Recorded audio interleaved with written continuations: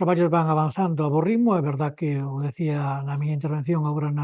ca presidenta da Deputación, é certo que levamos máis de 30 días chovendo, co cual, eu creo que entende calquer persoa que estes traballos agora durante este tempo están, se non suspendidos, están ralentizados. Estou absolutamente convencido de que nas próximas semanas seremos capaces de rematala e, polo tanto, como ben distí na previa pregunta, saldando unha débeda histórica, unha débeda que levaba anos e anos, con Lugo,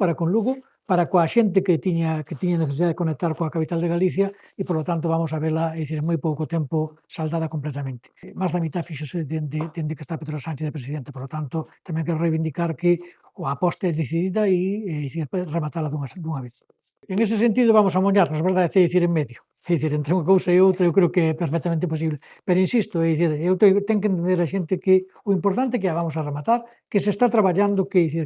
non é que se fose dali a empresa para atender outra cousa, ou, polo tanto, por calquer circunstancia, se paralizase, esta obra vais a rematar e eu creo que vamos a poder estar ali todos na inauguración, en poucas semanas, en pouco tempo.